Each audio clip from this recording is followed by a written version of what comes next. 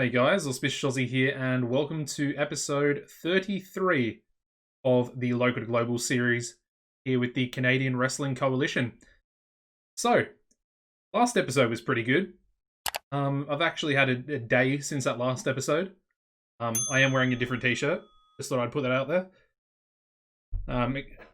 My lack of colours in my wardrobe doesn't really do too well when you have a webcam.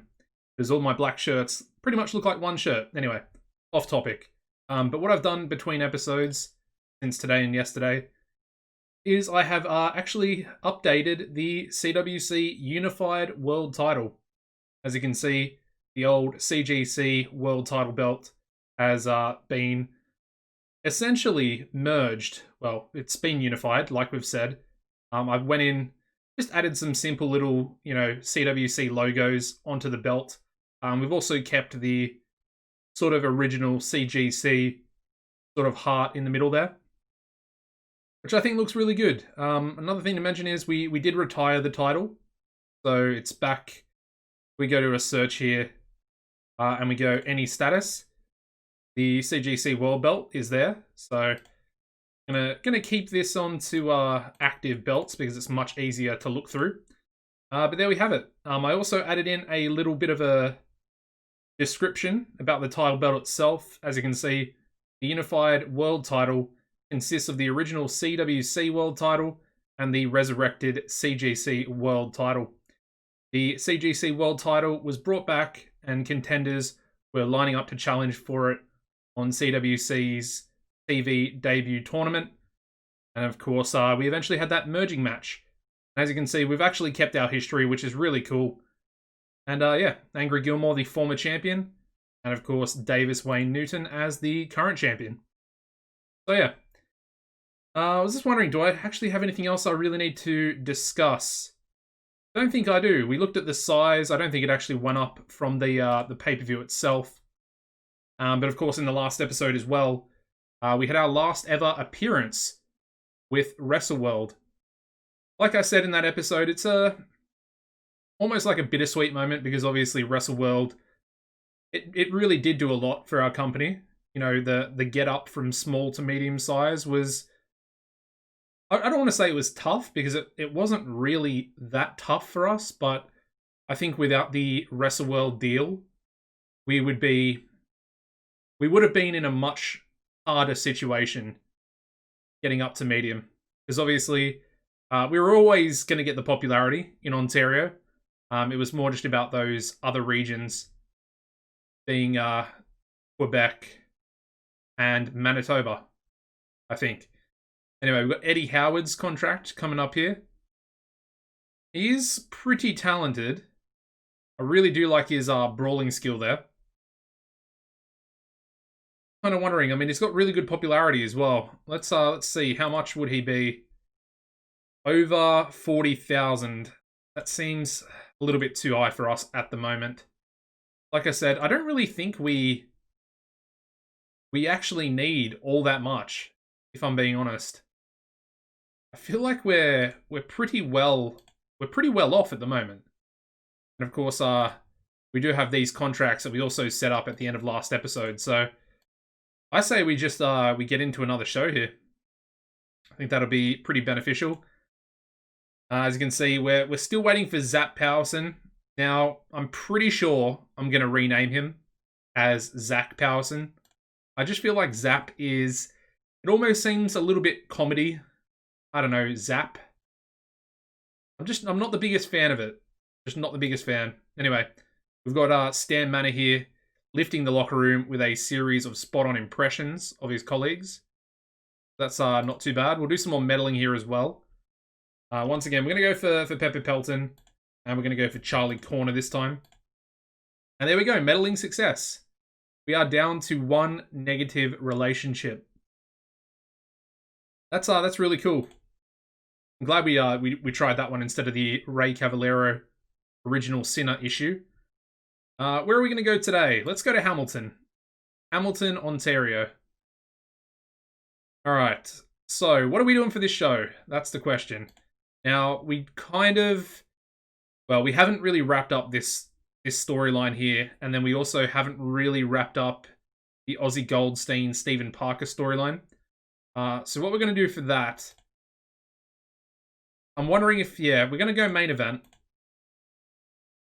And we're going to have, yeah, we'll go with our boys here, the Moneymakers. And they're going to take on the team of Ozzy Goldstein and Mobstar. So Goldstein's gonna look for a tag team partner throughout the show, and he will eventually run into Mobstar, who will pick up the pinfall victory in this one as well.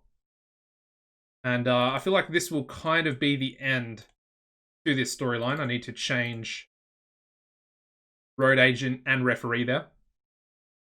So we're going to need a couple. I think we'll go for 2 angles with Goldstein there. The next thing we're going to do is go for an Angry Gilmore match. Needs to face somebody. And I think for this, well, for all intents and purposes,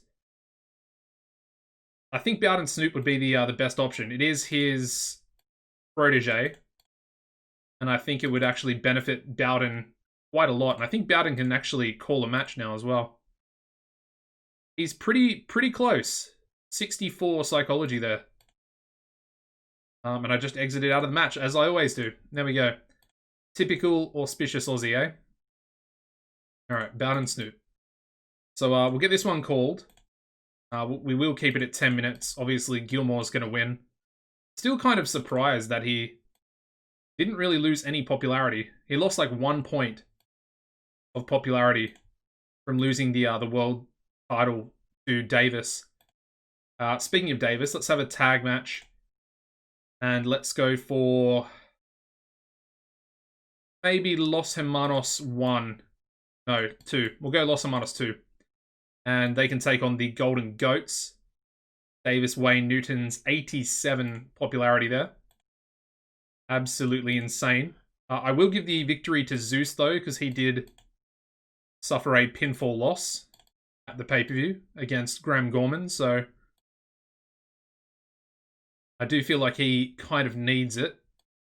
We'll also make that the storytelling match there as well. Alright, what else do we need? I think we'll definitely go for a squash match. I don't want to use Pork Chop. I kind of want to get rid of Pork Chop, I think. I don't think he's ever going to become good enough. Similar to LeBlanc, he's just, I don't know. He actually does seem pretty good, though. I don't know. Just the top rows for him is just where he's really let down. I don't know. Anyway, we're going to go Pepper Pelton this time, and he's going to be squashed by Giant Brody. Actually, do I want to go Brody, or should we should maybe go somebody else? Let's go Mighty Kavanaugh, because I think Kavanaugh is a squash master as well. Is he? No, he's not. It doesn't really matter. We can still go a squash match there. So we'll go 5 minutes. Robinson can be the road agent for this one. It's not really... It's not anything too special or important, I guess. There we go. Little 5-minute squash. I then... what do I want to do next? Let's go a 4-on-4. And we're going to blend a couple of storylines together. So obviously, Not a Team became the #1 contenders for our Coalition Tag titles. So at the next pay-per-view, they will be taking on the Rock City Stars. But they can be teamed up by potentially a couple of veterans. So let's go Osono on Rock City Stars team. Then I think I want to go John Greed with Not a Team. Maybe Doc Hammond? Yeah, so let's go Doc Hammond on the other team as well. And then finally... Who else do we have, really? That's a very good question. kind of looking at the roster, just thinking, no one here that really kind of stands out to me. Yeah, I feel like that's a bit of a problem. Because obviously people stand out, but I don't know. Some people just, I don't want to give losses to. I do feel like Diaz is kind of one of those people. I think we'll just give this 11 minutes. I'm really not sure which way I want this one to go. Because obviously I don't really want Diaz and Jack Pride to lose. But at the same time, I don't think we can really have Doc Hammond and Osono losing. So what I'll do is we'll go Hammond to win.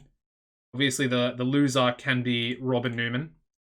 Going to drag the match down anyway, so it's I feel like it's perfectly fine. That'll go there. We'll go one more match, I think, because we do have that short match on the card. And I think for this one, let's actually go with a decent match. Let's go Giant Brody taking on Zombie Boy for 10 minutes. That actually seems like a relatively high quality match. Now, of course, Zombie Boy is essentially in line for a mid-card title shot down the line once we obviously bring it in. But yeah, I'm not sure. I don't think we'll do it this month. I think we'll do it next month. Anyway, so we need some angles for Ozzy Goldstein. His first angle, I think, can be maybe with John Greed. Actually, no. His first angle, maybe Gilmore. Yeah, this is where we'll go. I'm going to go Gilmore. I think we'll go unscripted.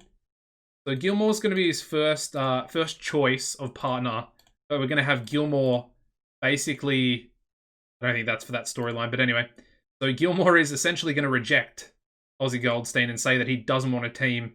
And, you know, Gilmore's got he's sort of got his own thing to do. So let's run that up the card a little bit. That one's going to go there. And then we're going to have a pre-main event angle.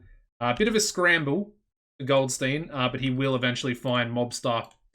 And these two we'll get together. We'll script this one, though. And that'll be our pre-main event angle. Alright, what else do we really need? We do have the Golden Goats. So maybe we go... I think we'll go a celebration angle. That could be pretty cool. And then a tag team match following it as well. Kind of like an impromptu celebration. And we'll give both of these guys some success. And that one will actually advance the storyline properly. So that'll go, yeah, before their match. What else have we got left? Let's go a Giant Brody Menace angle. Because that actually seemed to do pretty well. Even though it was only 4 minutes long. So there's that. Okay, what else? We do have Mighty Kavanaugh. So we could essentially do the whole crew angle, which I think we will do. Let's go Mighty Kavanaugh, let's go Papa Swole, and let's go Public Enemy. I think both of these guys can go. Just not 100% sure about the other guy being Public Enemy. Okay, no script for Kavanaugh. Also only gave that 5 minutes, but there we go. A little bit worried. A little bit worried about the unscripted side of that. I didn't mean to click product. So let's go Papa Swole first. Okay, he's perfectly fine. He's got actually really, really good entertainment skills. But I feel like the problem might be Public Enemy. He could be rated on Menace. Actually, Public Enemy's a better speaker than Papa Swole. Who's the bad talker? Don't tell me it's Mighty Kavanaugh. I think he's got 60 as well. Yeah. I mean, all three of them are really, really good speakers. That's pretty crazy. Okay, perfect. Alright, what's our problem? We've got Monton doing too much road agency. Can barely speak. Alright, that solves our problem right there. Perfect. Okay, I mean, we could add one more match. How much time? We've only got, what, 9 minutes? I think we'll leave it there. And we'll just go a pre-show tag. And we'll just have Young and Wasted maybe taking on the Crew. Yeah, we'll go with that. I mean, this is probably going to do better than some of the matches on the card, but at least this is only a pre-show match as opposed to being, televised. Because I would like to keep the crew, all the crew members really pretty strong.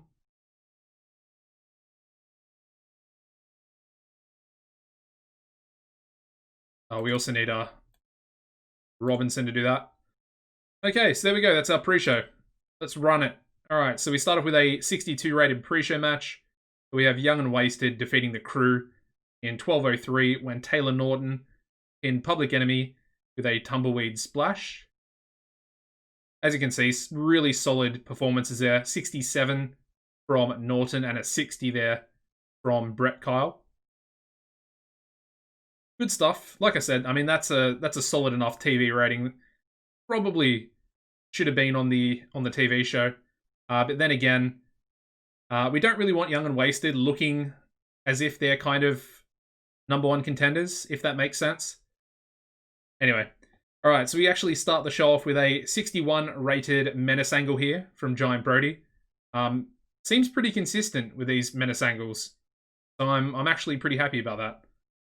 Leading into his match, which does okay, getting a 53, where we have Giant Brody defeating Zombie Boy in 9:35 by pinfall with a single-handed chokeslam. Brody with a 61, and we only had Zombie Boy with a 51 there. But we also have Brody getting better at his gimmick. So that's a positive. That's a positive. Probably going to be our mid-card champion at some stage. Before we, push him even more dominantly towards the main event scene. But I think for that to happen, we might have to move out some more people, because I feel like we've got a very contested sort of upper mid-card main event scene at the moment. Alright, we then go into our 8-man tag, which gets a 60 rating. We have Yuta Usono, Doc Hammond, and the Rock City Stars defeating John Greed, Robin Newman, and Not a Team in 11:28 when Doc Hammond submitted Robin Newman with a Texas Cloverleaf. And obviously, Newman was the weak link. Diaz with a 67, Doc with a 64. So there's some decent performances in there. Unfortunately, Stan Manor was really off his game. But I think overall that's a pretty good match. Yeah.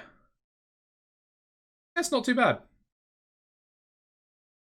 Alright, we then go into a 63 rated angle where we have the Crew. And of course, all three of them, they're very good at talking, as I now, truly know. But yeah, Mighty Kavanaugh, is getting himself hyped up.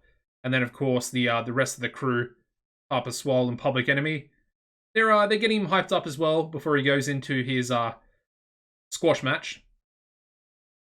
That one gets a 44, where we have Mighty Kavanaugh defeating Pepper Pelton in 4:54 by pinfall with a sit-out spinebuster. It's a decent performance, that really is. 68 in ring there for Kavanaugh. Only a 24 there for Pepper, but that's perfectly fine. Alrighty, we then go into a 91 rated angle from the Golden Goats. And of course, it is the Unified World Title celebration between the Golden Goats. Got some champagne in the ring. And then, of course, the music hits for their opponents. And they realize that they're actually not supposed to be celebrating. They are supposed to be getting ready for their match. They get a 91. But, they're the Goats for a reason. And of course, we go into their match, which is absolutely outstanding. They get a 75 rated match out of Los Hermanos 2. Gonzalez is not even in the match. And he's by far the best performer in their stable. But yeah, we do have the Golden Goats defeating Los Hermanos 2 in 10:30 when Zeus Maximilian submitted Louise Frost with an Olympian clutch. What a match. And we also had Ray Cavallero really off his game as well. But he does have a hot new move. So that's good. Hopefully that'll, benefit him a little bit. But of course, we get an 88 from the GOAT himself, Davis Wayne Newton. Incredible stuff. All right, that's probably going to save the show right there. All right, we then go into a 95 rated angle from Ozzy Goldstein and Angry Gilmore. And like I said, Goldstein needs a tag team partner for tonight's main event. He approaches Angry Gilmore, essentially looking to maybe capitalize on Gilmore being, surprise, surprise, angry about losing his title at the pay-per-view. And of course, Angry Gilmore, I mean, him and Goldstein have had a little bit of a rivalry with each other as well in the past. Gilmore basically tells him to get lost, and he wants nothing to do with him, and he's not going to have his back here tonight. Of course, Gilmore then has a match. His match gets a 67 out of Bowden Snoop. That's pretty crazy. But yeah, Angry Gilmore defeating his protege, Bowden Snoop, in 10-20 by pinfall with an anger management. As you can see, just a straight up solid match. Main eventer pulling out a decent carry on a lower mid-carder. And yeah, Gilmore with a solid 71 in-ring. And yeah, Bowden's not too shabby either. Probably nearly a mid-carder, I would say. He's still on the down, but he might have a bit of potential. And I did have a comment quite a while ago, probably maybe episode 27. No, 20, I think it was 28. I think it was 28. And basically, it was a comment suggesting a possible stable with Gilmore, Goldstein, Bowden Snoop, and Robin Newman. Obviously, Goldstein and Newman are protege mentor as well. I didn't really like the stable idea, but I do like Angry Gilmore and Bowden Snoop possibly teaming up once Gilmore is kind of phased out of the main event scene. I feel like obviously the stamina is a massive issue, and his age. That's a given. But Gilmore's going to be around for hopefully a few more years, and if we can capitalize on him in the tag division as well, and basically help bring Bowden Snoop up, that could be a really good way to actually utilize Angry Gilmore and his entertainment skills, and of course his overall popularity as well. So decent suggestion. I really did like the coming together of protege and mentor, and I feel like this match was a little bit of a test, for Bowden Snoop there. All right, so we then go into a 75 rated angle this time. Once again, Ozzy Goldstein. This time he's up next in the main event, so he is literally running around backstage, scrambling to find anybody. And of course, he sees Mobstar leaning up against a wall with the bandana over his face. Goldstein runs up to him out of breath, says he needs a tag team partner, and Mobstar basically says, he's always up for a fight. And, he basically says that he has Goldstein's back tonight and is looking to cause some real damage. Okay, the main event, it does okay. We only get a 70 rated main event here, which I would say it's a little bit interesting. I feel like it potentially could have been a little bit better. Pretty funny that the Golden Goats actually got a 75 out of Los Hermanos 2, and this is only a 70, but it's still good enough. As long as I can hit 70 rated matches for the meantime, while we're, still developing our TV show, I'll be happy with that, because that'll essentially mean we get maybe like a 70 or above rated, overall show for the TV. Anyway, we have Ozzy Goldstein and Mobstar defeating the Moneymakers in 1944 when Mobstar pinned Stephen Parker with a flattener DDT. So a really solid match there. And of course, the Goldstein scramble to find a tag team partner actually paid off. And they won the match. Very nice 79 in-ring performance there as well. Alright, so let's end the show. As you can see, we actually did a lot better. The 290 plus rated angles obviously have helped the overall show rating quite a lot. And yeah, surprise, surprise, but it's Davis and Angry Gilmore, our two biggest stars that are doing the carrying for the company. Yeah, I mean, it's probably not a surprise to anybody at this point, but yeah, very happy with the 77 for the overall show rating there. Pretty decent for our first show of the episode. I am trying to do three shows, 3 TV shows for this episode, so hopefully we can do that. I'm just going to take a sip of water while we process.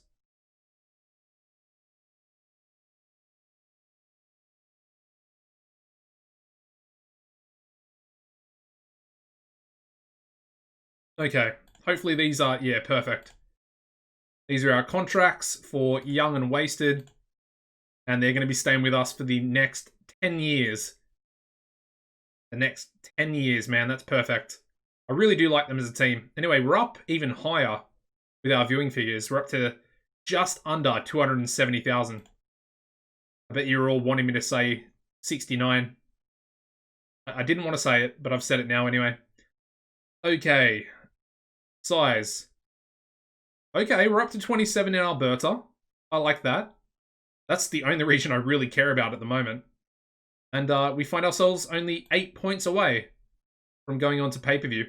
One other thing I need to keep a bit of a close eye on is the US. As you can see, our popularity is really starting to get up there in the US. We've got 43 in the Great Lakes, we've got 40 in Midwest, and 40 in Tri-State. Yeah, Mid-Atlantic, Mid-South, New England, Northwest, and Southwest, they're all above 30 as well. I'm not exactly too sure about the broadcasters, but we could probably take a look at those maybe next episode for the US itself, so we can start to maybe have an understanding of where we kind of need to be, maybe. At least the goal that we want to go for. Try and work out which pay-per-view provider is going to be probably the most beneficial to us in the US. Obviously, we kind of already know where we want to go with Canada, but I can't say I've really done too much thinking about the US itself. I feel like there would be a few decent little providers that we could get onto. Hopefully medium coverage. That'd be nice. I feel like even small coverage, if it's a pay-per-view provider, is probably going to be more beneficial financially than going on to a medium coverage commercial broadcaster. They both bring in revenue, but I think for pay-per-views specifically, we definitely want that revenue, that pay-per-view revenue. Anyway, it's something to consider. Either way, I'm not really against the idea of commercial, but like I said, I favor the financial side a little bit more than I would favor, the possible popularity growth in America, in the US, because it's going to go up anyway, as it has. But I think that the financial situation, especially once certain people become available, we want to try and be competing for some of the best talent in the world, like Casey Glenn that we talked about in that last episode. Was it last episode? I can't remember. I think it was. But we still obviously have, a year and 9 months, I think it was, before he's actually available. So it's going to be quite some time. But, like I said, looking forward to it. And he's definitely one of the sort of top guys on my list. Okay, what do we got here? We've got, surprise, surprise, we've got some contracts ending. We've also got an owner. Huh. The ownership of SNP. Mark Carney passed away. Pretty crazy. I mean, they've still got over 5 million. I think they start off with 5 million in the bank. That's pretty cool. It'd be good if you were doing a what do you call it, a road to glory, and that position came available, and you were a small size company. Because obviously their financial pool would be very, very enticing. Anyway, yeah, interesting that Chip Martin has been offered a contract. Obviously, we're still at war with Black Maple, so he's not going to be leaving. I'm starting to think that maybe I should end the war, because part of me would like you know, guys like Chip Martin to actually go and work for them and essentially get an extra appearance. I don't know. That's a tough one. All right, so I believe Wendy Anderson is she's a wrestler. Cooper Christie, though, he could be interesting. He is very, very, very interesting. Oh my god. 99 basics, 77 selling, 89 consistency, 98 safety, 90 stamina, and the dude's got 77 psychology at the age of 25. Oh my god. This guy is incredible. I mean, I haven't even talked about his star quality or charisma yet, but that's not even the biggest turning point. 73 brawling. 73. And he's got 63 technical as well. And pretty decent flashiness. How much? They're only offering him 9k on a 3-year deal. We have to go in. I'm going in hard. Unintended. We're going in real hard. We're going max contract. Straight off the rip. I ain't playing no games. Oh, he says he actually has a better offer. Okay. Okay. I mean, he's going to want, I guess, a little bit of merchandise as well. I mean, as a signing bonus, we may as well just give him 15k signing bonus as well. Wonder if he'll accept that.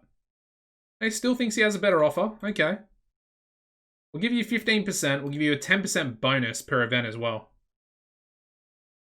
Yeah, that's what I thought. How about that? There we go. He looks incredible, though. Cooper Christie. I literally thought it was a woman. So I almost feel a little bit bad. But he's also a babyface, so we could potentially link him up with Zach Powerson once they're both in the company. I mean, they could literally be who's his tag team partner? Kirk Treneman, the Texas Express. Yeah, he's incredible. We really need to get him. All right, so the Crippler retired. Probably not going to be a great road agent there. What about Forrest Ratzloff? You don't really see much about Forrest. I didn't even realize that he worked for SWF. Okay, I guess he was in developmental. Okay. Yeah, never really realized. Anyway, we've got a referee here, Ray Johnson, 86 refereeing. Not too interested. Yeah, I mean, the only thing I'm actually interested in is Cooper Christie. So there we go. Let's advance 2 days. I want to see what happens. That could be a dude. That guy was so good. He was so good. Literally reminds me of Angry Gilmore, but 25 years old. And we're still waiting for our new signing. All right, we got Zippy Deverell in Wrestler's Court there with Angry Gilmore. Probably the last place you want to be. But we do have a small positive impact on Zippy there. That's beneficial. And come on, let's try and get rid of this final bit of tension we have in the company. Still no effect between these two. Unfortunate. We're going to go to London. Are we going to go London? No, because it has 0% importance. I think what we'll do... Let's go back to Brampton. Yeah, we'll go back to Brampton. I like to try and get around the region itself. But what are we going to do for a main event here?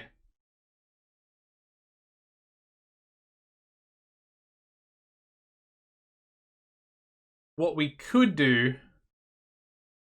I was going to say we could continue with Graham Gorman. But what I think we'll do is we're going to go big. We're going to go a fatal 4-way match. And the thing is, I'm not sure if we go for 20 minutes or if we only go for 16. But it's going to be a number 1 contenders match for the Unified World title. And basically, Angry Gilmore has essentially been rejected his rematch clause. We'll do an angle for that, which is going to use Alexander Robinson. And basically, the premise behind that, well, I'll explain it once we actually get into it. But the other members are going to be Goldstein in there as well. And then, of course, Graham Gorman. Yeah. Probably I would say these four are probably our hottest, maybe apart from Zeus. I do feel like Zeus could come in for maybe Mobstar there. I guess the question is, do we go for 20? I think we're going to go for 20. And we are going to give the victory to Angry Gilmore there as well. But that's not really the point. The point is that he's going to have to really, try and actually become the #1 contender, because he is going to be rejected for that rematch clause under some pretty shady circumstances. Anyway, next match, let's go the Moneymakers, and they can just go against Doomsday Generation, I think. I don't want to say it's a squash match, but we do need to keep these two guys strong there. Stephen Parker and Jackpot Jordan. I do kind of see Jackpot as maybe a little bit more of a mid-carder, only because he's fairly new to the company. But in my mind, I do see Stephen Parker as an upper mid-carder for me. Very talented. And these two will probably eventually get an opportunity for the tag titles at some stage. Just not right now, because we're doing something else with our tag division. I guess we'll do a singles match here as well. Let's have Stan Manor take on Diaz, I think. Well, I want to give this one 16 minutes. I probably could, Let's give it 16. It's going to need a little bit of time to actually do its thing, if you know what I mean. There we go. I like that. What else? Let's go a tag match, and we're going to go with Papa Swole and Mighty Kavanaugh together. And they are going to take on, I guess they can just take on Red, White, and Blue. I was going to go a little bit special for this match, but I think I'll kind of just scrap my plans there. I do want to give Papa Swole the angle, though. The victory. We're going to do an angle for them as well. So I was kind of impressed. They actually did pretty well, and they do have really good entertainment skills, so we'll try and continue that. Okay, that can also be the storytelling match. I wonder if, let's do an interference in here as well. Obviously, Public Enemy. I would say out of the entire group, he's essentially the cheater amongst the group, I would say. Papa Swole's kind of he's not even really technically a heel, but obviously he's kind of under the control of Mighty Kavanaugh. Public Enemy, like I said, is kind of the bad guy of the stable. And then you've got Mighty Kavanaugh, who is the leader. And of course, he's probably the most dominant out of the three. Alright, so there we go. I feel like that's better booked. Better booked for sure. Up next, we'll go Cortland Bartlett taking on Giant Brody. This one's not going to be a squash because Cortland is a big boy himself. He's also 6'9", so I believe they're technically the same size, yeah. Big boy versus big boy. It's an interesting match, but obviously there can only really be one winner. But like I said, we'll keep it open. I haven't really looked at Cortland too much. Still only has 20 psychology. Yeah, still only 20. Okay. There we go. That's a match. What else? I mean, seeing as Young and Wasted are our newest sort of signings, let's go for them. And maybe they can take on... Yeah, let's go Feel Good Inc. I don't really want to give Feel Good Inc. any more losses. Because realistically, Gary Walker has actually impressed me quite a lot recently. But it's Young and Wasted. I mean, they've essentially beaten them before, Ilgad Inc., when they had their little title run. Actually, did they lose the titles? No, they lost the titles to Rock City Stars. Okay, I think that's fine. I was maybe going to make Zippy the loser. It's fine. Alright, so that looks pretty good. I might...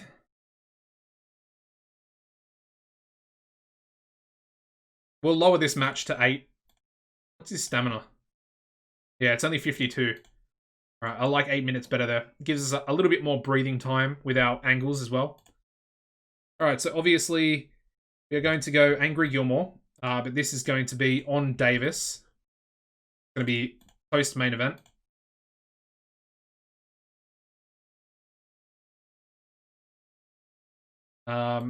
Let's go like this. I want to write a bit of text here, just for our storyline purposes. Angry Gilmore wants his title back, and then we'll have Davis says the CWC World Title doesn't exist. Yeah, I like that. Can I fit any more? Okay, perfect. Alright, so that's going to go there, but we're also going to have an opening angle to open the show with Alexander Robinson and Angry Gilmore. And also Davis and Zeus as well. So I think I will want to put Zeus on the pre-show. Don't know why I'm doing success here for those guys, but it is what it is. And basically,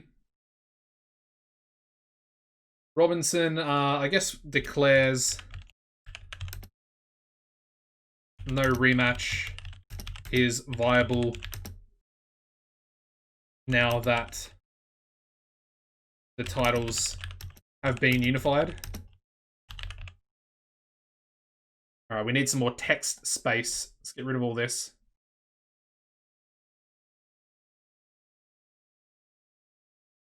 Okay.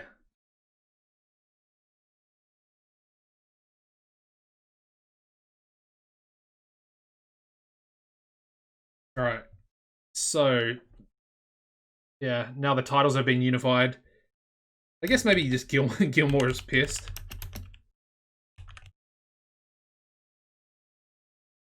Yeah, I mean, that works. Nice and simple. I'll kind of explain it a little bit more in detail, but that is the general gist of it. Alright, we've got a little bit more time. I did want to do a Mighty Kavanaugh. I wanted to do a crew angle again. Because Kavanaugh will be a title contender fairly soon. So we want to try and get his popularity up.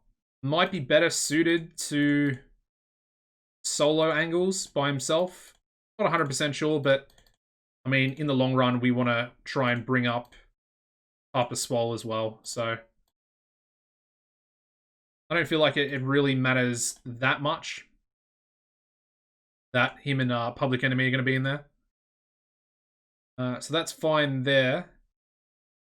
Assuming, yeah, there's nothing wrong with the show so far.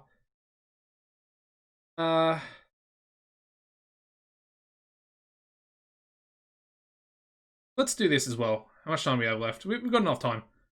Alright, so I want to have...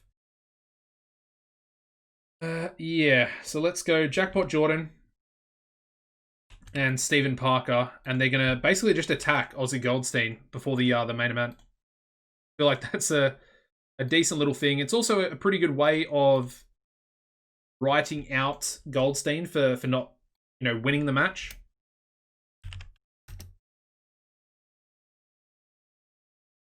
Yeah, so they attack him backstage, leaving him bruised and battered. Alright, that looks pretty good as well. I don't think we have a storyline for them. But we have a storyline, but we don't have a storyline, if you know what I mean. We're running with storyline idea, but we don't have a storyline on paper, if that makes sense. But that looks pretty good. That is 115. We've got 10 more minutes. I mean, I may as well just give another angle there to Giant Brody.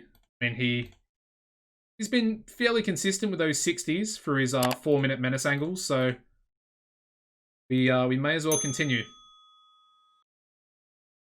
Okay, there we go. We will add a pre-show match. We will also use the Golden Goats, and they can take on... Yeah, we'll go Los Hermanos 3. Obviously, it's kind of like just a rematch of what happened last week, except for the fact that we're going to use Gonzalez for this one. More just to train these guys. Obviously, it's going to rate very well. Possibly could get an 80 rating. I'm not even joking. I feel like it really could. But either way, we're going with a different, theme for this this TV show in particular. But there we go. Okay, so that's our pre-show. Let's run it. Okay, there we go. Like I said, it's a really good match. We get a 76 where we have the Golden Goats defeating Los Hermanos 3 in 9:44. Didn't even make it to 12 minutes. That was a little bit silly. Anyway, when Davis Wayne Newton, I was about to say Wooten, pinned Ray Cavallero with a fisherman's suplex. Zeus Maximilian seemed off his game, but obviously doesn't really matter too much. And we had Davis with a 94. Yes, 94 in-ring performance. The guy is insane. Absolutely insane. Anyway. Alright. Whoa, okay. I mean, what am I saying, whoa, for? That's a pretty common segment rating. But we have our opening angle, and of course we have my character, Alexander Robinson, the owner of the Coalition, and he comes out and says that Davis approached him earlier in the day, and unfortunately in the contract that they signed for the last pay-per-view, there was an error. So therefore, no rematch will be viable because the lawyers essentially got the wording wrong. And of course, now the titles have been unified. The CWC World title technically no longer exists. And of course, Gilmore is pissed off. And basically, if you can imagine, I don't know if you guys have seen the Ultimate Fighter, but I think it was Rampage Jackson. Literally punched a door. Was it Rampage? I think it was Rampage. It was either Rampage or maybe Tito. I can't remember who exactly it was. But they punched through the door and literally just broke a door in half. Looked like a pretty easy door to break. Just imagine Angry Gilmore doing that. That's how angry he is. And he's always angry. So, he's pretty upset. Anyway, interestingly enough, Angry Gilmore struggled when going off script in this angle. So there you go. Still managed to get a 90 though. And that was with Robinson, Gilmore, and Davis all rated. And of course, Big Zeus, essentially the bodyguard for Davis, standing behind. Alright, we then open the show with a 64 rated match. Well, we don't open the show, but we have our first match of the show. And we do have Young and Wasted defeating Feel Good Inc. in 9:50 when Brett Kyle pinned Zippy Deverell with a shooting star press. And yeah, Zippy was the weak link, but that's almost to be expected. I think it almost might be time to split these two up once we get that mid-card title. I feel like Gary Walker is just that little bit better than Zippy. Well, it's pretty evident that he is better. I feel like being in this tag team's kind of, for lack of a better term, preventing me from pushing him. Because I kind of want to push him as a singles guy. But he is attached at the moment to, the tag team Feel Good Inc. I don't know. It's a bit of a weird one. Like I said, mid-card title will probably change all that. Anyway, we then go into a 61 rated menace angle once again from Giant Brody. He's really good. He's really good at the whole menace thing, and he's pretty good at squashing people as well. But this time he has a 8-minute match. Gets a 56, which is actually, it's not too bad considering Cortland Bartlett has 20 psychology. But yeah, we do have Giant Brody defeating Cortland in 8:29 by pinfall with a single-handed chokeslam. And of course, both these guys are 6'9", well over 300 pounds as well. So pretty badass match. Giants colliding and all that. All right, we then move into a 64 rated angle from the crew. Of course, up next, we've got Kavanaugh and Swole together in a tag team match. And yeah, they're still dominating. They get a 60 rated match here. And we do have Mighty Kavanaugh and Papa Swole defeating Red, White, and Blue in 940 when Papa Swole pinned Americana with the pounce.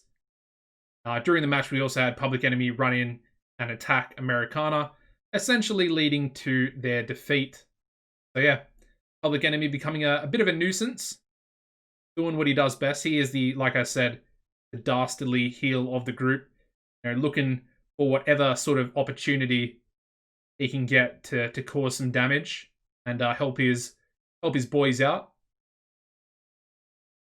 All right, we then go into our tag team storyline feud, which gets feud match, which gets a 66 rating. And we do have James Diaz defeating Stan Manor in 15:56 by pinfall with an Asian thumb spike. So yeah, really solid match there. That's a solid 66. And a nice 72 in-ring from young Diaz. All right, we then go into a 60 rated match where we have the Moneymakers defeating Doomsday Generation in 9:43, and Stephen Parker pinned Original Sinner with a Make It Rain. Of course, Sinner was the weak link. Yeah, it's a pretty good match. Stephen Parker seemed off his game, and Lester has a gimmick that is getting stale, so try and remember to change that. But it is Lester, so we'll see what happens.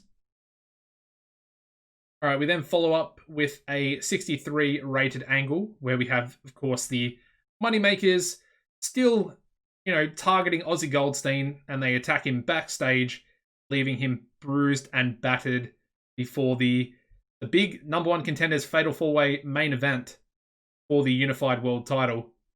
So they're essentially costing him a really, really big match. And you have to say, Goldstein, he's going to want a bit of revenge. And he might just get that on the next show to end our episode here. Anyway, the main event does really well. We get a solid 81 rated main event. You kind of knew this one was going to be good. We do have Angry Gilmore defeating Mobstar, Ozzy Goldstein, and Graham Gorman in 20 minutes, 8 seconds when Angry Gilmore pinned Ozzy Goldstein, of course. He was essentially the weak link in the match, being attacked prior. And he defeated him with an anger management. Really good to see that everybody in the match got 70 or above. And the lowest rated was actually Angry Gilmore with a 70. And he was also really off his game. So that's very promising. Very, very promising. Now, obviously the penalties, just inconsistency and declining physical ability. So there was no stamina issue. That's actually pretty interesting. I guess because it's a, fatal four-way match. So there's 4 people in there. As opposed to a singles or a tag. I wonder if he can go for 20 minutes in a tag. I'm not sure. Anyway, I'm very happy with that. And then, of course, we finish off the show with a 99 rated angle. And, of course, Gilmore and Davis. Davis comes out to the entrance ramp. And, of course, Angry Gilmore approaches him, gets a microphone, and says that he wants his title back. And, of course, Davis replies that the CWC World title does not exist anymore. And of course, he pulls out the new belt, hangs it up high, and it of course is the blended. Like I said, it's the old CGC belt, but with the newer plates, and of course a little bit of upgraded graphics for the whole CWC and the whole coalition itself. And yeah. Let's just say Gilmore is even more angry than he was prior to this angle. Solid way to finish the show, though. Very solid. And we actually get an 81. So that's very promising. I think that was a relatively good show. Obviously, we had a 90 to start it off. Most of the matches were, I guess, kind of average. Now, as long as they're at a 60 and above, I would say they're average. I mean, the only low one was the Brody match, which technically we're using sort of the younger, lesser workers that we have to try and get some momentum for Brody. But yeah, 81's very solid. Again, increasing our popularity in all 56 regions that we are able to broadcast in. Take another sip of water.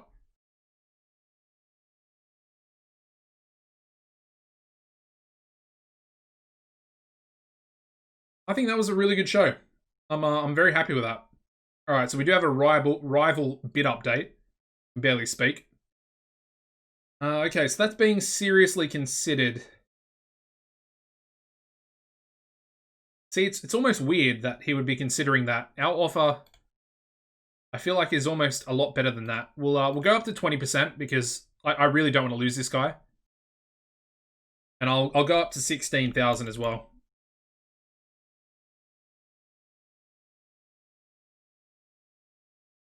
I mean, do I really want to leave it up to chance?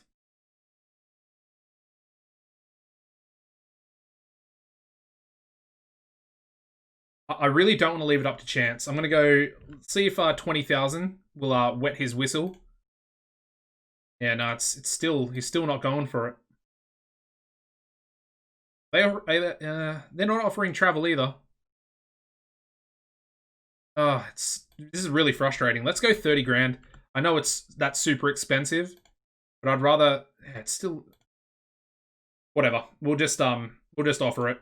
If he comes, he comes. I guess if he doesn't, it's not meant to be. I guess, I don't know. I really would like him though. He's a top talent, man. Oh, he's so good. He is so good. Oh, that's frustrating. Anyway, we've finally got Zach Powerson, so we can officially rename him as Zach Powerson now. And of course, we have our viewing figures. We get 275,000 viewers this time, so that's up about nearly 6K, I would say. How's Championship Wrestling? Yeah, they're still doing pretty good. Getting 96 rated shows. Yeah, that seems like it would do the trick. They literally do almost the same main event every show, though. Yeah. Who's the War Machine? Okay. It's women. Yeah, they literally almost do the same matches every single TV show. They pretty much have the mob in the main event, and I think Christian Price is kind of always facing them. I guess in a weird way, it's kind of good that they've got a really, really long-term storyline going for themselves. Anyway, let's advance to the next show. Probably shouldn't have advanced that many days. Anyway, like I said, I'm happy to take the $30,000 loss if we get Cooper. I feel like 30,000 is nothing in the grand scheme of things. As long as we're only paying 16K plus his 20% bonus for pay-per-views, I'm kind of happy with that. I think that's pretty good. And there we go. Yes, okay. Cooper Christie, welcome to the coalition, buddy. That's wicked. That's really, really good. We're actually starting to get some really, really top talents. We poached one from SWF in Zach Powerson, and now Cooper Christie from US Pro for essentially peanuts. I mean, 16K per month for 10 years. I mean, the 20% is not great because that's obviously, you know, an extra, what is it? What's a fifth of 16,000? I should know this. What's a quarter? 4,000. I guess it's like 3,000, whatever. Doesn't really matter. Anyway, pay rise there for Stephen Parker. Not really too worried about him asking for pay rises. Kind of our workers that are on these pay per appearance deals, they're almost the reason why we're making so much money, because they really don't get paid a lot when you sort of compare them to the exclusive written workers. I feel like the exclusive written contracts are just so much more expensive, which is essentially the reason why our older workers, like Zeus, like Angry Gilmore, Mighty Kavanaugh as well. I mean, Mighty Kavanaugh is the only one that I would actually like to give an exclusive written contract to. But it's just too expensive. And the only reason for that is I hate it when he's not available and he's working for Pride Glory. But, you know, there's nothing we can really do. It's not a massive issue. You know, if we really wanted to use him, we could essentially just use Papa Swole in his place. And it essentially does the exact same thing.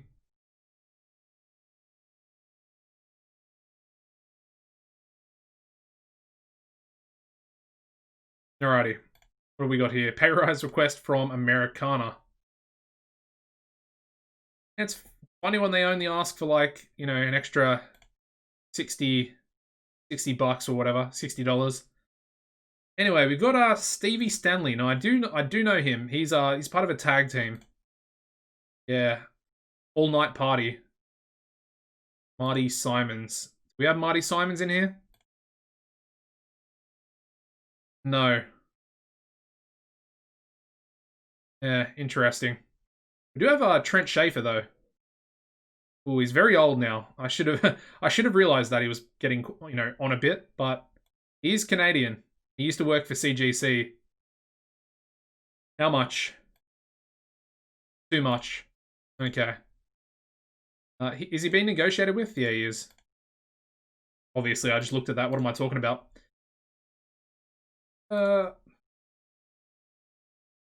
I just don't know. I don't know if we go for him. It's kind of almost not worth getting him because we won't get his tag team partner. He's also not as good as some of the other guys, so I think we'll take a miss on it. And I think everything else is good there. Okay, Scythe is now a powerhouse. Interesting. Alright, we've got 2 days. Let's get into the last show of the episode here. It's gone for over an hour. Hopefully want to try and keep it to about an hour and 20. Hour 15 is kind of the sweet spot, but doesn't matter. However long it takes is however long it takes, and we're gonna book the show and get it done. And of course, next episode will be the go home show and the pay-per-view itself. And we will have that rematch between Angry Gilmore and Davis Wayne Newton. This time for the actual Unified World title. Of course, last time it was for essentially each belt. This time it's for just the one belt. But of course the, Randy Bumpfall.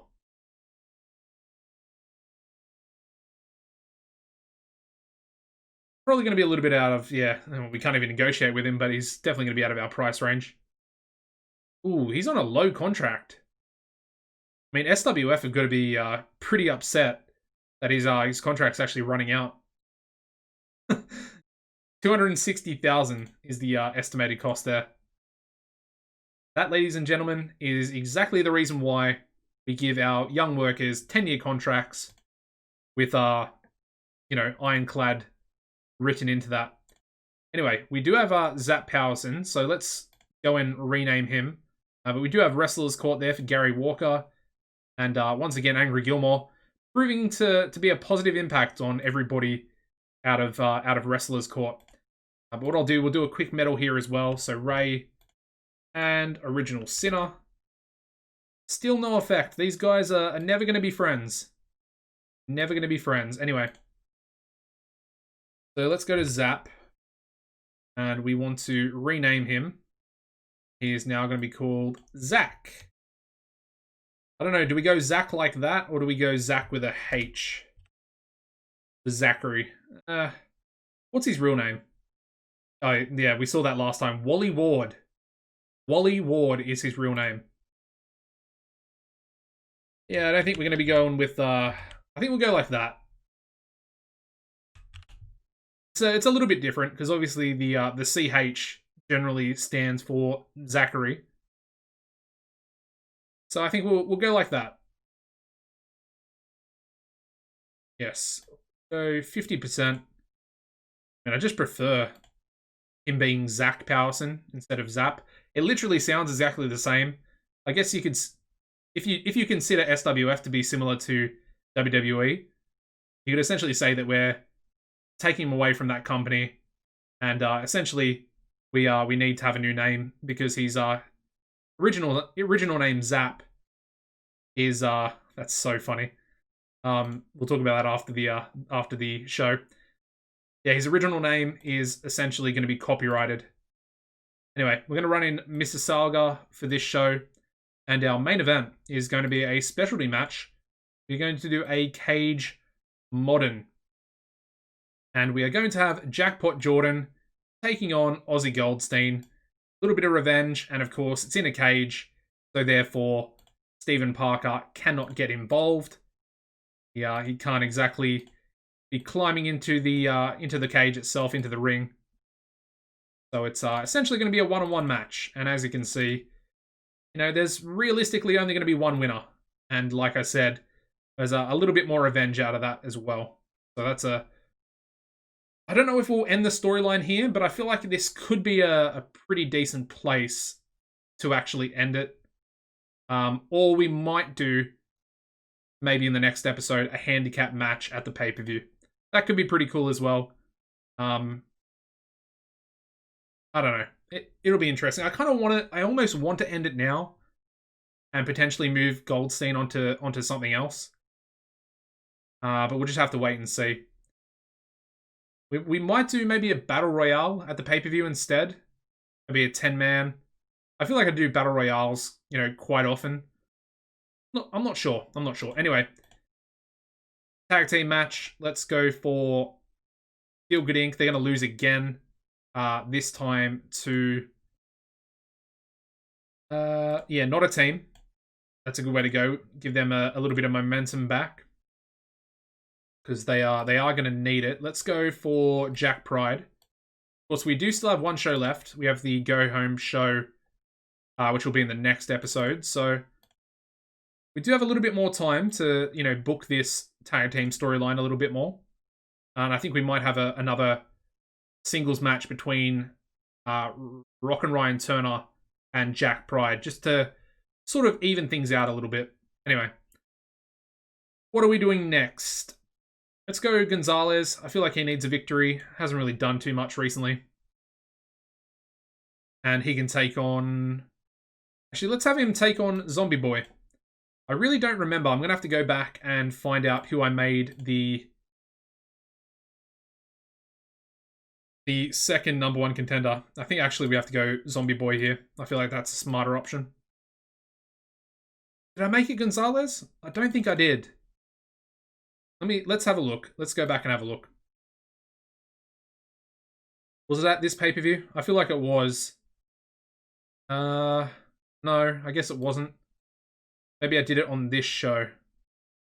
Yeah, so it is Gonzalez. Okay, well that's fine. So the mid-card title match, we're actually doing the mid-card title match here. Just not for the mid-card.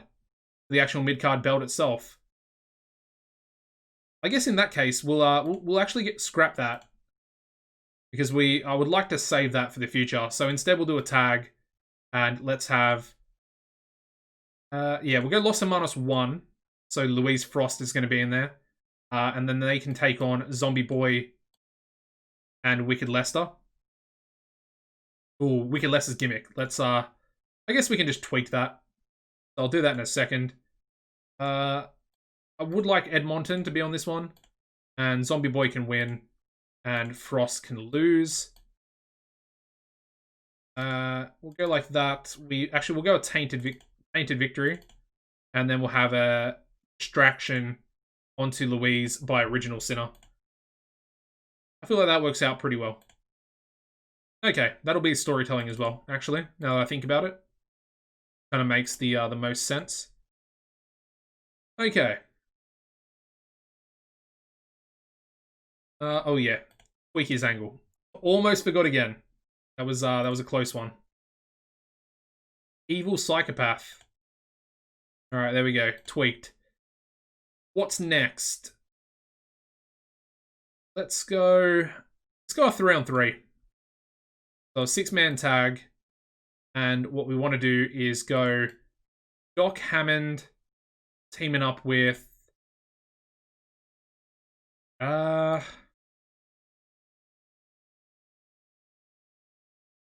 It's a bit of a tough one.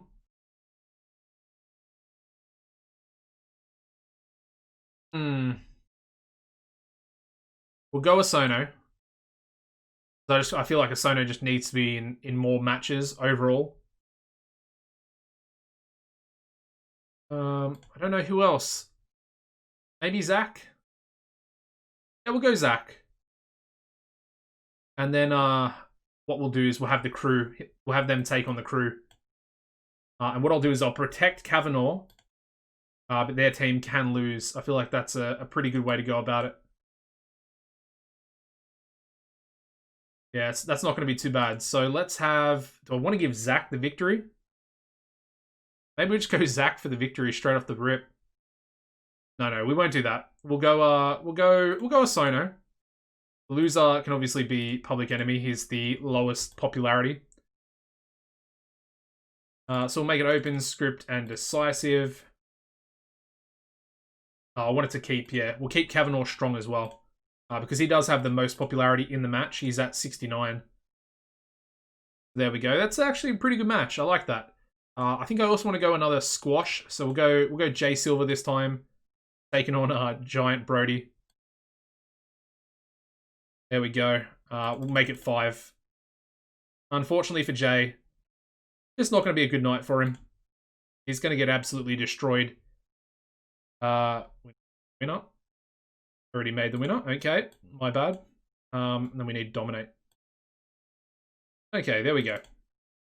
Perfectly booked squash match. You want to tip 5 minutes. Make your winner. Make him dominate. Make it scripted and decisive. Well, it doesn't necessarily need to be scripted, but probably the quality of worker you're putting against the guy you want to dominate, probably not going to be the best in the world. So, yeah. You can also, I believe, is there a keep it simple? Yeah. So you can keep it simple for, yeah, I don't know. You could keep it simple if you really wanted to. I'm not sure if that affects anything. But if you're using a really bad worker, you make him keep it simple. And of course, you let the other guy dominate. I mean, that looks pretty good, but I think we'll go one more match. The real question is, who do we want to go with? Maybe John Greed. Taking on... Yeah, let's do this. John Greed and Graham Gorman. Yeah, just for 10. That's fine. Graham going to pick up the victory. We are pushing him. Does need to be called. And we'll make it decisive. I think that's just going to be a really good match to open the show off. And, I mean, who will we give the angle to? I think we might give it to John Greed, because he definitely has better entertainment skills. Yeah, by far. By a mile. Alright, so let's go John Greed. And we'll have John Greed issuing an open challenge. And of course, do I want to put him in the angle? Yeah, why not? Go, a G key works. There we go. Graham Gorman answering the call. We need him on screen. Let's have him off screen, I guess. Technically he would be off screen because his music would hit and it would come down to the ring. What else? I don't think we can go for the crew. So we'll ignore that one. Let's go again for Giant Brody. I mean, Giant Brody's perfect. I mean, we literally spend 9 minutes on him per show. And he's just doing his own thing. Doing what he does best. Being a menacing 6'9" giant. Okay. Up next, let's go for Gabriella and Marco. Yeah, we'll script her again. We'll go success there. 8 minutes. Actually, and she can be cutting a promo onto Zombie Boy. I think he can be on screen. That's fine. I think that does actually advance the that storyline there. Okay, so that's perfect. That's our mid-card title feud or storyline that we're going to be running with for the foreseeable future.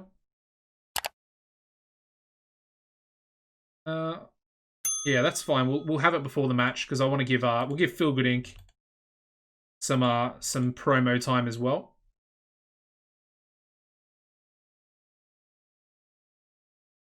They definitely deserve it. I think we'll go Monson. Okay, so that looks pretty good. And then our final angle obviously will be for the main event. And Angry Gilmore, not seen on this show. But that's actually we haven't used either of our two big stars. We haven't used Davis or Angry Gilmore, so it'll be an interesting show. I feel like the main event will do pretty well. At least a 70, I would say 73 or above. I think a 73 minimum's kind of to be expected from a steel cage match between these two. But what else? So that's gonna go there. And then I guess we'll just go with Aussie. He just says that he's gonna absolutely destroy Jackpot Jordan in the main event. He's gonna use the steel cage as a weapon and severely mess up his opponent. Alrighty, so I think we're good. Actually, do you want to have an angle? Let's have another angle after the show. Why not? I mean, Davis is already... Yeah, Davis is already paid for. I mean, we pay for him, you know, monthly, so we may as well get another really good angle out of the show here. And let's go with Davis proclaims Angry Gilmore. Claims Angry Gilmore is, I should probably say Gilmore, is unstable and should not be given his title match at the pay-per-view. I feel like that's a good way to continue the storyline there. That'll go on last. It'll probably be a 90 or above rated angle, so I feel like it'll be pretty good. What else do we need? We need to make something. It's already Robinson. Guess we could technically make this match Robinson as well. There we go, perfect. Alright, so with that said, we can actually use Zeus and Davis. And I guess they can maybe take on... I don't know who they can take on, actually. That's an interesting one. Should we go for Young and Wasted? Yeah, we'll go Young and Wasted. Why not? That's a really good match. Don't get me wrong. But I just feel like it'll be beneficial for the Young and Wasted to go in there. They call a match yet? I really hope they can eventually. Still only 54. It is rising still though. I mean, 4 points seems to be the maximum sort of natural progression for 1 year. Unfortunately, Taylor's is only 3. Taylor does have the lower psychology of the two. It's unfortunate, but hopefully they'll get up to above 60 relatively soon over the next year or two. That would be very decent. Okay, there we go. Perfect. That is our pre-show. Let's run the final TV show of the episode. And these matches are just so overpowered. The Golden Goats are literally the goats. 77 rated pre-show match. I should just put these on the main show. I don't know why I don't. I should just do it, to be honest. But I feel like it's essentially going to overshadow the main event almost on every show. But we do have the Golden Goats defeating Young and Wasted in 11:36 when Davis Wayne Newton pinned Taylor Norton with a fisherman's suplex. Only an 87 this time for Davis. But he seemed off his game, so you know, he's the GOAT, but even the GOAT can have an off day. But yeah, still so good. That's actually better than the last pre-show match against Los Hermanos. They got a 75 on the TV show, against Los Hermanos 3. And then a 76 on the last TV show, pre-show. They got a 76 against Los Hermanos 1, I think it was. And now against Young and Wasted, they get a 77. So they're essentially improving by 1 point every match. All right, we start the show off with an 86 rated angle from John Greed. That's actually really good. That could seriously improve his popularity, in a similar fashion to Angry Gilmore and his rise up the card. Yeah, superb, working without a script. Actually got lifted for the announcing and color commentary, so that's not too bad. That's looking pretty good. And of course, he issues an open challenge, and Graham Gorman's music hits. Their match does really well. I mean, this could have essentially been the main event, really, if we gave it 20 minutes or at least 16. So a 75 there, and we have Graham Gorman defeating John Greed in 10:02 by pinfall with a Gorman aghast and a 74 in-ring there for Graham Gorman. So he's looking like the possibly the next contender. It's either between Graham or Ozzy Goldstein, but I think maybe Goldstein's just a little bit ahead of him. It kind of depends what event's next. I would love to have Davis versus Ozzy for Warzone. Do we still call it Warzone? I don't know, but our biggest event, which was Warzone. Although I would like to save that potentially for the end of the year, our season finale. Although even for that, we can maybe do a 6-way Hell in a Cell type match. Yeah, there's lots of possibilities that I'm thinking about that come flying around my head, full of interesting ideas sometimes. Anyway, we go into a 57 rated 6-man tag match, and we have Doc Hammond, Yuta Usono, and the debut of Zach Powerson, our future figurehead of the company, and they defeat the Crew, of course being Kavanaugh, Swole, and Enemy, in 9:57 when Yuta Usono pinned Public Enemy with an Usono face melter. And obviously Zach Powerson was the weak link in the match. And unfortunately, that is so annoying. He debuts his muscle-bound hero gimmick, getting an initial rating of awful. That's so frustrating. Anyway.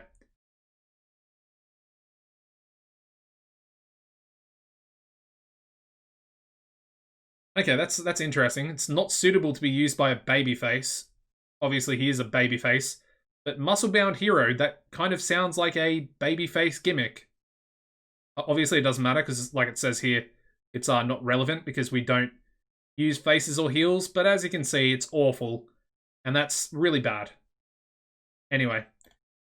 Not a great debut. Not a great debut. Anyway, we go into a 63 rated angle here from Giant Brody. And as you can see, Brody is actually getting better at his gimmick.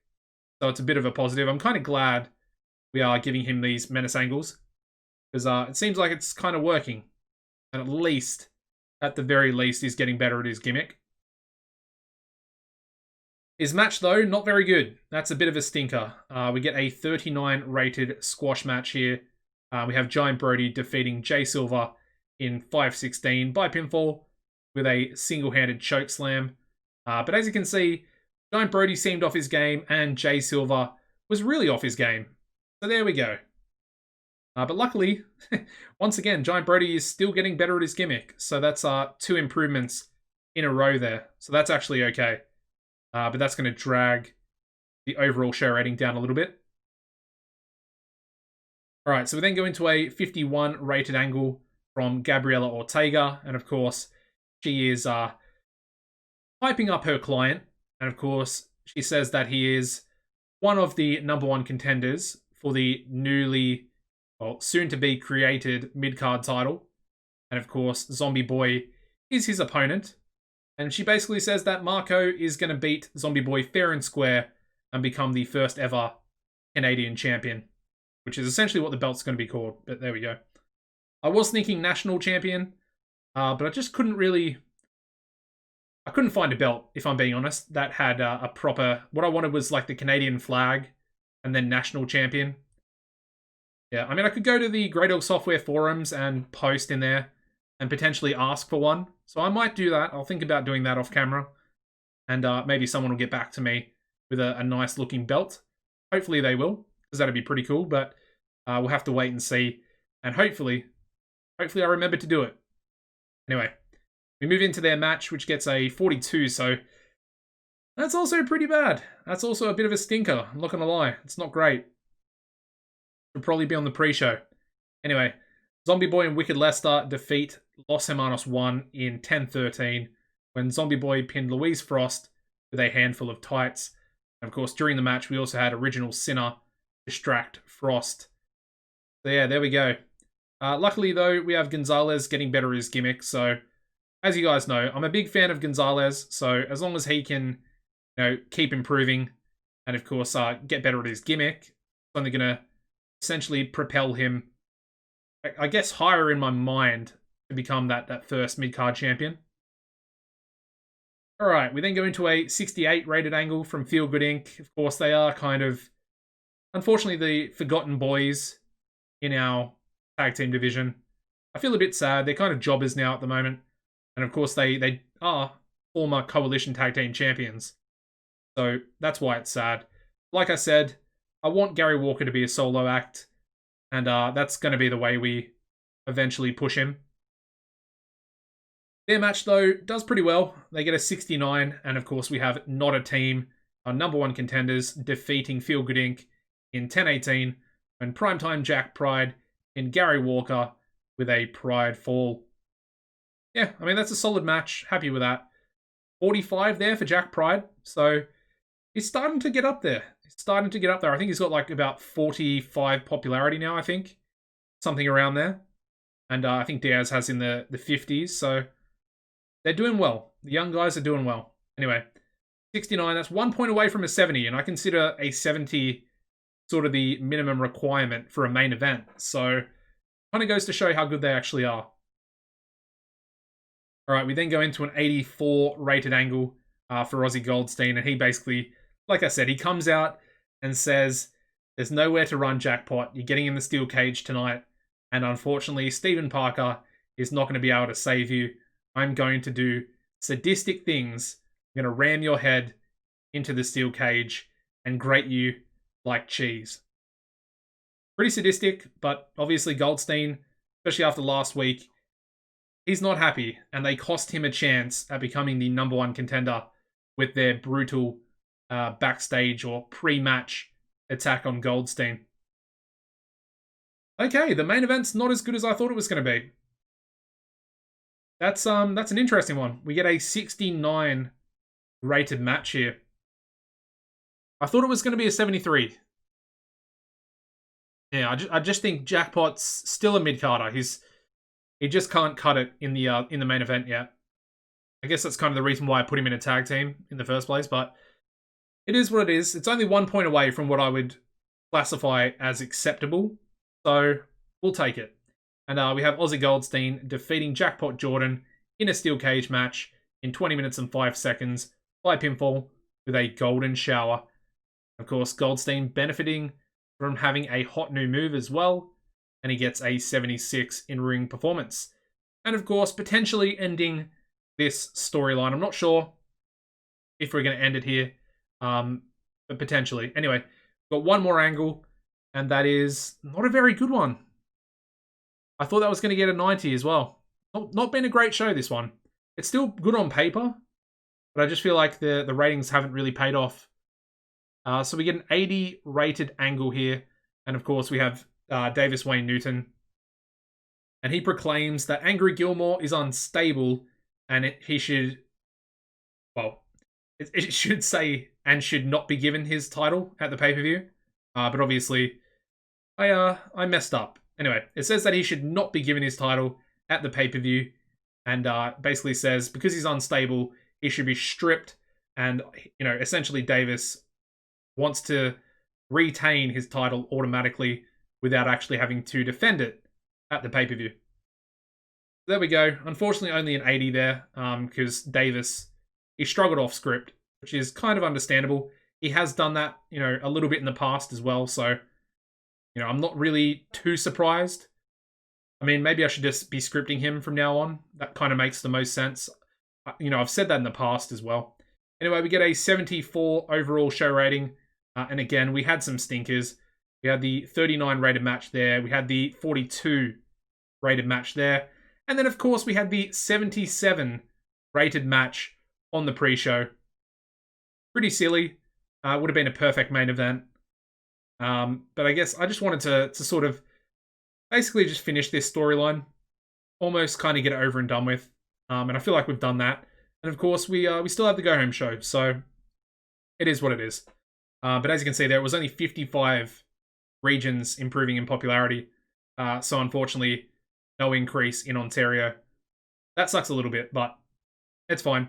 Now, I do want to check Zach Powerson. I want to see if he went up a little bit in popularity as a result of that victory on his debut. And I think we might try and put him into a match against somebody else. Lee going in for Randy Bumthole. That's crazy. I like it though. That's a bold move. EILL as well. Of course, formerly known as South of the Border. We've got TCW. That's a given, and US Pro. That's also a bit of a given. All right, so we dropped down. We're only down about 9,000 viewers for that show. Back down to 266,000. We've got Malik Chamberlain being offered a contract. I'm assuming that's a... Okay. He's rejected our request due to his morale in our company. But I'm assuming that's probably an exclusive written. Yeah, I'm assuming that's exclusive written because he's already on an ongoing contract. So yeah, they're essentially locking him down. Actually, no. IPW. I thought that was PSW. Oh, IPW are potentially stealing him away. That's funny. I like that. Anyway, he would have been perfect for our crew stable. That's unfortunate, but it is what it is. He's a bit of a dick backstage, so it's perfectly fine. And there we go. That's pretty much it. So let's check the popularity here. Everything looks about the same. Still at 27 in Alberta. Still at 35 in Saskatchewan. And still at 69 in Ontario. It'd be really nice to hit 70 there. That'd be pretty sweet. Anyway, roster. Going down to the bottom. Zach Powerson. Did not improve in popularity. Okay. Yeah, I mean, it is what it is. It's his first victory. He didn't actually receive the pinfall, so it's perfectly fine. Now, I'm wondering, should I try and get him to go up in size?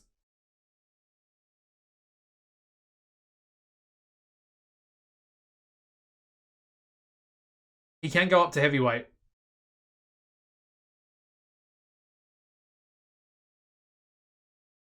Oh, we've done it. I'm so scared about that. That could ruin his star quality. But you know what? I'm going to risk it for the biscuit. We've just got to go for it. Before we push him, we may as well just see how high we can actually get it.